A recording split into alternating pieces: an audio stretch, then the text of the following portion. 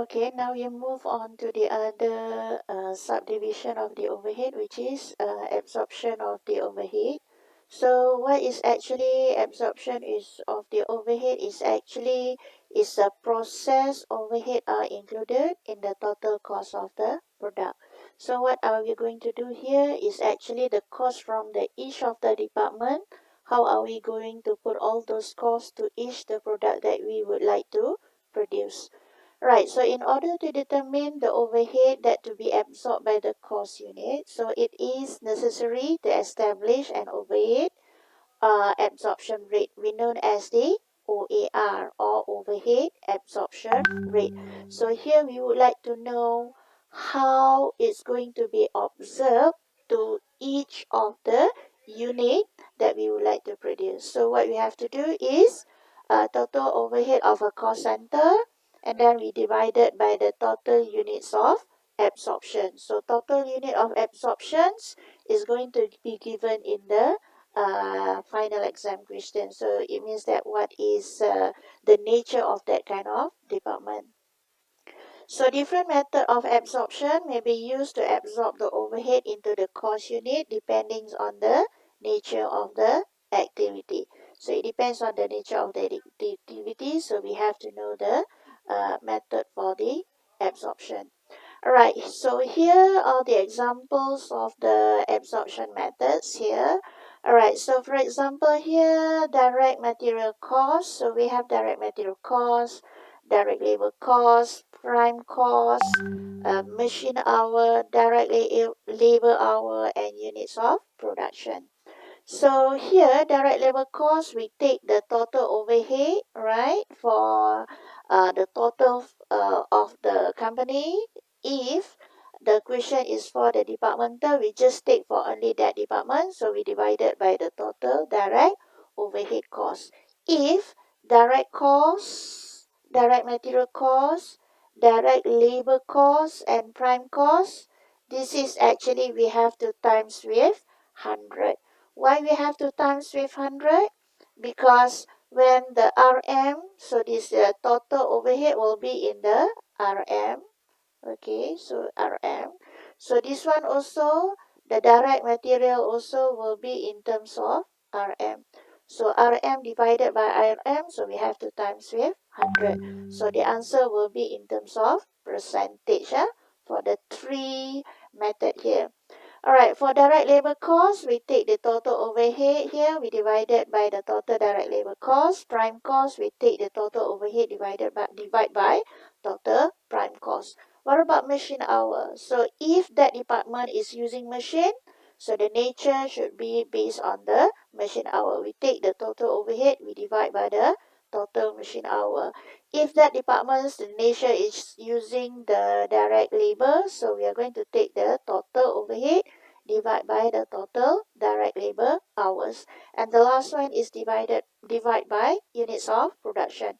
We take the total overhead and then we divide by the total production unit. So it means that we are going to get for 1 unit of the use of that product.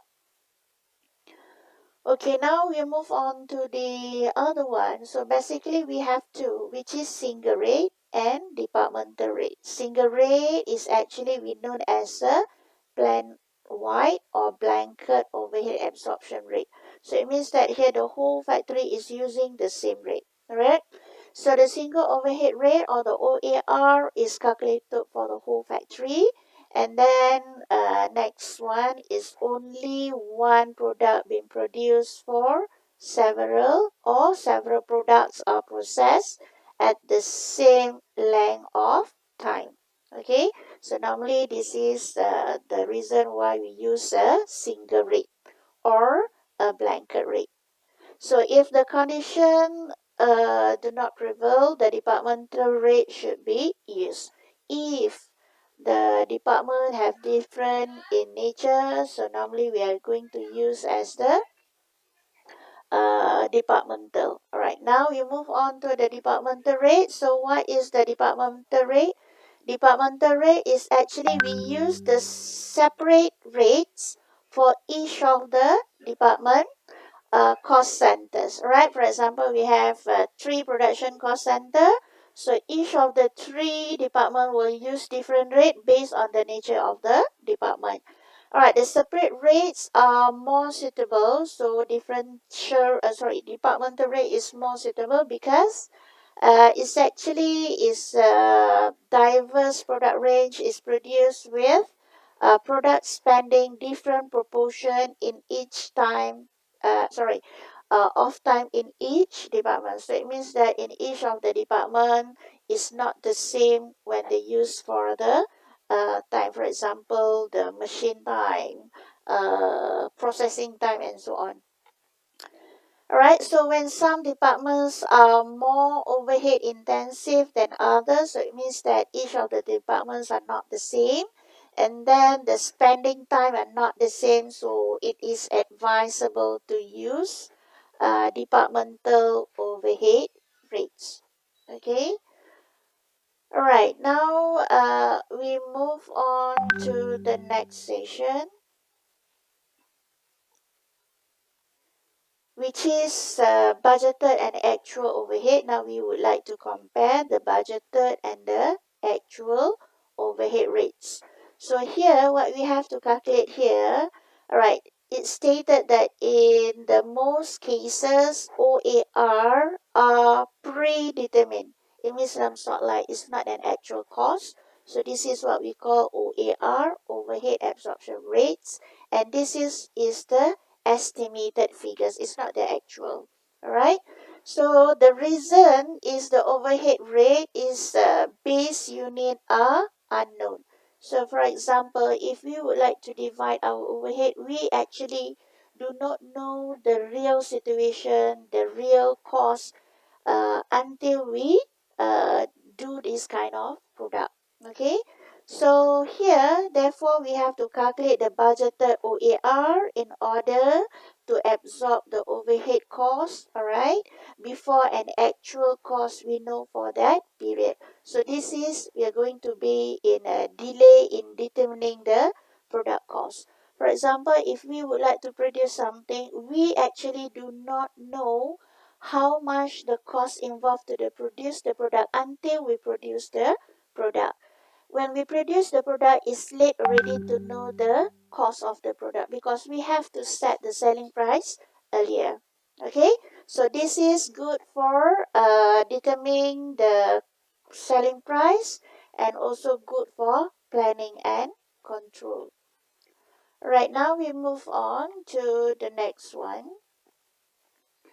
Alright, so what we have to do, we have to compare the budgeted and the actual. Alright, so over or under absorption. Alright, so since we already have our OAR, so this is the estimated figures.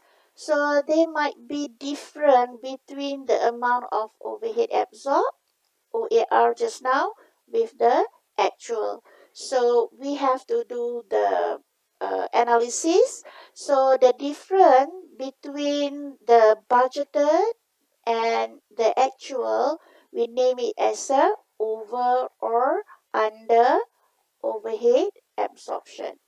So under absorption of overhead occurred when the actual overhead exceed than the absorbed for the period.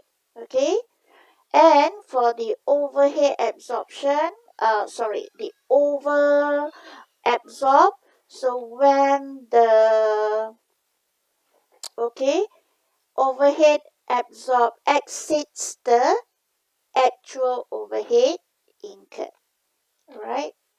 So next. Okay, so our last slide is over or under. So under or over overhead of absorption can be known at the end of the period. Why? Because when the actual activity of the overhead is known. If we do not produce, and then we do not know what is the actual overhead. So the treatment for under and over overhead, the overhead absorbed should be added to the total cost before profit is calculated. Alright? Okay, and then the last one for the over absorb. So what we have to do, if the over absorb, so the treatment should be, we have to subtract from the total cost, or we should minus from the total cost. Okay, now we move on to the specific examples of the OER. Okay, we have a look on the question. Alright, so previously, number one, we finished already for the allocation, apportion, and reapportion.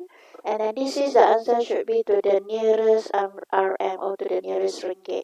But for the OAR, overhead absorption rate, alright, they ask us to calculate to the nearest two decimal places, right?